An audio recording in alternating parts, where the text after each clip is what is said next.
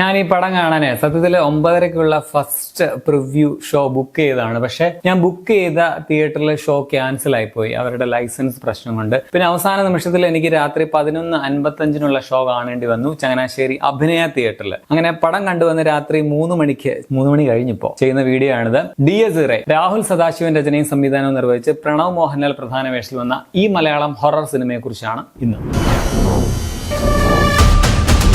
ഇത് രോഹന്റെ കഥയാണ്. പ്ലോട്ടും കാര്യങ്ങളും ഒന്നും ഞാൻ കൂടുതൽ പറയുന്നില്ല, ഇതൊരു ഹൊറർ ത്രില്ലർ ആയതുകൊണ്ടും സ്പോയിലർ വരാതിരിക്കാനായിട്ട് ശ്രമിക്കുന്നതിന് വേണ്ടി. ഈ ഡിയർ സിറെ എന്ന വാക്ക് ലാറ്റിൻ ഭാഷയിൽ നിന്നും എടുത്തിട്ടുള്ളതാണ്.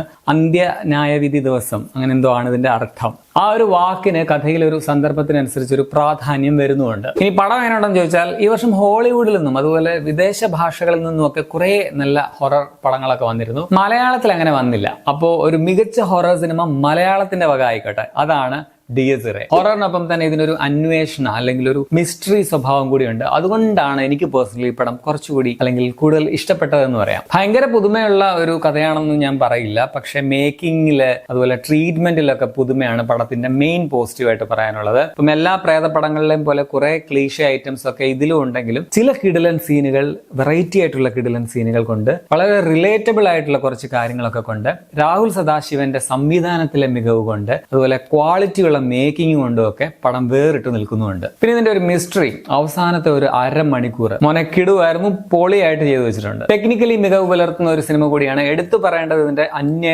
സൗണ്ട് ക്വാളിറ്റിയാണ് കേട്ടോ. രാഹുൽ സദാശിവന്റെ കുറച്ച് സിഗ്നേച്ചർ ഹൊറർ ഐറ്റംസ് പടത്തിലുണ്ട്. ഭൂതകാലത്തിലൊക്കെ നമ്മൾ കണ്ടതുപോലുള്ള ചില സീൻസ്, ഒരു സാധാരണ കഞ്ഞി കുടിക്കുന്ന ഒരു സിമ്പിൾ സീനിൽ നിന്ന് പോലും ഹൊറർ എലമെന്റ് കൊണ്ടുവരാനുള്ള നല്ല ശ്രമങ്ങൾ പടത്തിൽ കാണാൻ പറ്റും. പിന്നെ ഈ സിനിമയിൽ ഇപ്പോ ഒരു ഓടിട്ട ഒരു വളരെ സാധാരണ ഒരു പഴയ ഒരു ചെറിയ വീട്, അതേസമയം വളരെ പോഷ് ആയിട്ടുള്ള ഒരു ലക്ഷൂറിയസ് ആയിട്ടുള്ള ഒരു ബംഗ്ലാവ്, ഇത് രണ്ടും ഒരുപോലെ ഭീതി സൃഷ്ടിക്കുന്ന വിധത്തിൽ ചിത്രീകരിച്ചിട്ടുണ്ട്. അങ്ങനെ ഇതിലെ വീടുകൾ ഓരോ കഥാപാത്രങ്ങളെ പോലെ പടത്തിൽ നിലകൊള്ളുന്നുണ്ട് എന്ന് പറയാം. അഭിനയിച്ചവരുടെ എല്ലാം, അതിപ്പോ ചെറിയ റോളിൽ വന്നവരുടെ പോലും നല്ല പെർഫോമൻസും പടത്തിന്റെ പോസിറ്റീവാണ്. രോഹനായിട്ട് മെയിൻ കഥാപാത്രമായിട്ട് പ്രണവ് മോഹൻലാലിന്റെ നല്ല പെർഫോമൻസ് തന്നെ പടത്തിലുണ്ട്. ഒരു നടൻ എന്ന നിലയിൽ പുള്ളി ഇങ്ങനെ വളരുന്നത് നമുക്ക് ഫീൽ ചെയ്യുന്നുണ്ട്. ഈ സിനിമ തോളിലേറ്റിക്കൊണ്ട് പോകുന്ന തന്നെ ഈ ഒരു ക്യാരക്ടറാണെന്ന് പറയും. ഏറ്റവും സ്ക്രീൻ സ്പേസ് ഉള്ള കഥാപാത്രമാണ്. അതേസമയം സ്ക്രീൻ സ്പേസ് കുറഞ്ഞ ചെറിയ കുറെ കഥാപാത്രങ്ങളും വളരെ ഇമ്പാക്ട് നൽകുന്നവയുമായിരുന്നു. മധുചേട്ടനായിട്ട് വന്ന ജിബിൻ ഗോപിനാഥ് അന്യ നാച്ചുറൽ പെർഫോമൻസ് ആണ്. പ്രണവ് കഴിഞ്ഞാൽ ഏറ്റവും കൂടുതൽ സ്ക്രീൻ സ്പേസ് ഉള്ള കഥാപാത്രമാണെന്ന് പറയാം. നമുക്ക് ഇങ്ങനെയുള്ള ചേട്ടന്മാരെ നമ്മുടെ നാട്ടില്, നമ്മുടെ ചുറ്റിലും കാണാൻ പറ്റും. അത്തരത്തിലുള്ള ഒരു ആളാണെന്നേ തോന്നുകയുള്ളൂ. ആ ഒരു നടനെ നമുക്ക് കാണാൻ പറ്റില്ല. പുള്ളി കഥാപാത്രമായിട്ട് ജീവിക്കാരെന്നൊക്കെ പറയില്ലേ, ആ ഒരു ഐറ്റം. ഒരു സഹനടനുള്ള അവാർഡ് സ്കോപ്പ് ഒക്കെ ഉള്ള ഒരു കഥാപാത്രമാണെന്ന് പറയാം. അതുപോലെ തന്നെ കിരണായിട്ട് വന്ന അരുൺ അജികുമാർ, സ്ക്രീൻ സ്പേസ് ഒക്കെ കുറവാണെങ്കിലും ഒരു ഔട്ട്സ്റ്റാൻഡിങ് റോളാണ് പുള്ളിയുടേത്. പയ്യൻ ഭയങ്കര നാച്ചുറൽ ആയിട്ടുള്ള പെർഫോമൻസ് ആയിരുന്നു. ഒറ്റ സീൻ കൊണ്ട് പ്രണവിനെയൊക്കെ അങ്ങ് മാറ്റി നിർത്തി എന്ന് വേണമെങ്കിൽ പറയാം. നൈസ് ആയിട്ട് ചെയ്തു വെച്ചിട്ടുണ്ട്. കഥയിൽ നിറഞ്ഞു നിൽക്കുന്ന ഒരു റോളാണെങ്കിലും സ്ക്രീൻ സ്പേസ് തീരെ ഇല്ലാത്ത കനി എന്ന വേഷത്തിൽ നമ്മുടെ ഡൊമിനിക്കൻ ലേഡീസ് പേഴ്സിലൊക്കെ നായികയായിട്ട് വന്ന സുഷ്മിത ഭട്ട് വന്നിട്ടുണ്ട്. പിന്നെ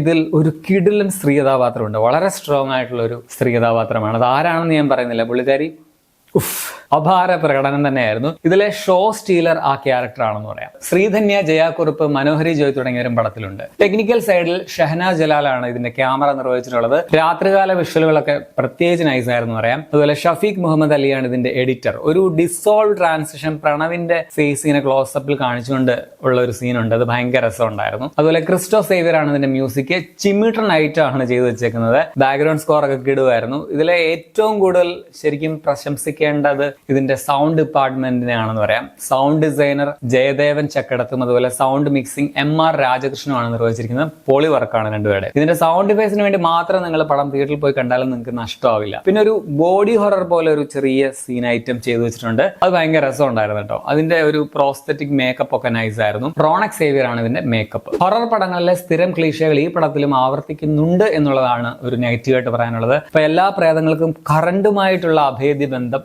ഇതിലും തുടരുന്നുണ്ട്. പ്രേതം വരുമ്പോൾ പതിവ് പോലെ ബൾബൊക്കെ ഇങ്ങനെ ക്രിപ് ശബ്ദം ഉണ്ടാക്കി കെടുകയും കത്തുകയൊക്കെ ചെയ്യും. അങ്ങനെയുള്ള ചില സ്ഥിരം ആചാരങ്ങൾ ഇതിലുണ്ട്. അതുപോലെ ചില ജംപ് സ്കെയർ സീനുകളൊക്കെ പടത്തിലുണ്ട്. മിക്കവരും അതുകൊണ്ട് പേടിച്ചായിരിക്കും, പക്ഷെ എനിക്കത്ര പേടിയൊന്നും വന്നില്ല. ഈ പ്രേതപ്പടങ്ങളെല്ലാം കുറെ ഇങ്ങനെ കണ്ട് ശീലിച്ചതുണ്ടാവും, സോറി. അതേസമയം അറ്റ്മോസ്ഫിയർ കൊണ്ട് പേടിപ്പിക്കുന്ന കുറച്ച് ഭാഗങ്ങൾ പടത്തിലുണ്ട്. പ്രത്യേകിച്ച് ഇതിന്റെ ക്ലൈമാക്സിൽ അങ്ങനെ ഒരു സിറ്റുവേഷനിൽ നമ്മൾ എത്തിയാൽ എന്നൊക്കെയുള്ളത്. അതൊക്കെയാണ് എനിക്കൊരു ഭീതി തന്നെന്ന് പറയാം. പിന്നെ പതിവ് പോലെ ഹൊറർ പടങ്ങൾ തിയേറ്ററിൽ കാണുമ്പോഴുള്ള ആ ഒരു മെയിൻ വെല്ലുവിളി, ചില കൂറ ശബ്ദം പുറപ്പെടുവിക്കുന്ന, കമന്റ് പറയുന്ന, ഇളിച്ചുകൊണ്ടിരിക്കുന്ന കീടങ്ങൾ കൊണ്ടുള്ള ബുദ്ധിമുട്ട് ഈ പടത്തിന്റെ കാഴ്ചയും ഇടയ്ക്ക് ബാധിച്ചായിരുന്നു.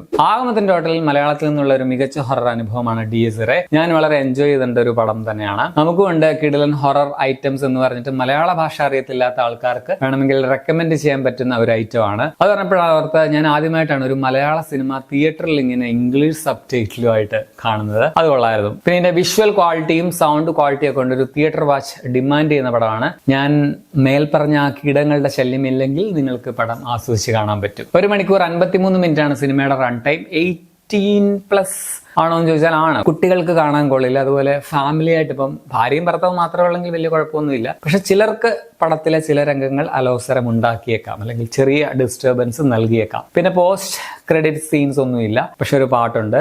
അതുപോലെ ടൈറ്റിൽ പടം തുടങ്ങി 5 മിനിറ്റിനുള്ളിൽ തന്നെ കാണിക്കും. അപ്പൊ നിങ്ങൾ ഈ പടം കണ്ടുള്ളവരാണെങ്കിൽ നിങ്ങളുടെ അഭിപ്രായം കമന്റിൽ രേഖപ്പെടുത്തുമല്ലോ.